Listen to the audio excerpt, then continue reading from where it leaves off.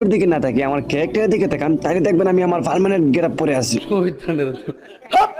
আরে এই সময় আবার সোহানা ইনভাইট দেখেন, যার দিকে কি বলে। আরে বুঝলাম না, এই বটটাকে গ্রুপে ইনভাইট দিছে কে? আরে এই বট জীবনে এরকম লবি দেখছো? কি রে ভাই, গ্রুপে ইনভাইট দিয়ে আবার বলতেছে আমি বট, আমি নাকি এরকম লবি দেখি নাই, আবার কিক মেরে দিল। কাহিনীটা কি? আবার ইনভাইট দিছে? আরে বুঝলাম না, এই বট শটকে গ্রুপে বারবার ইনভাইট দেয় কে? আরে এই বট, এই দেখ আমার কাছে M4 ম্যাক, MP40 ম্যাক, জীবনে দেখছে তো এগুলো? তোর তো বাপের জন্য এরকম লবিতে যাস নাই, যা ভাগ এই জায়গা থেকে। गजब बेइज्जती है।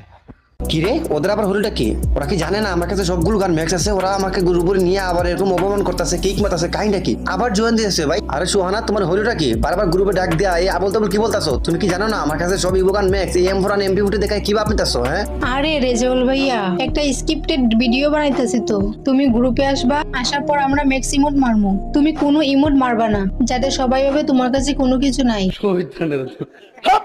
তারপর আমরা কালেকশন ভার্সেসে জিতে যাব, আর সবাই ভাববে আমরা কালেকশন ভার্সেস কি। আরে আমার কাছে তো M4 আর MP40 সবগুলো ম্যাক্স আছে, তাহলে আমি মারবো না কেন? আর তোমরা কি বলতাছো এগুলো? হ্যাঁ আরে ভাইয়া, এরকম ভিডিও বানাইলে তো অনেক ভিউ আসে। হ্যাঁ, এখন এগুলো মারবো? আমি কেন শুধু শুধু বলবো আমার কাছে এমন গুলো নাই?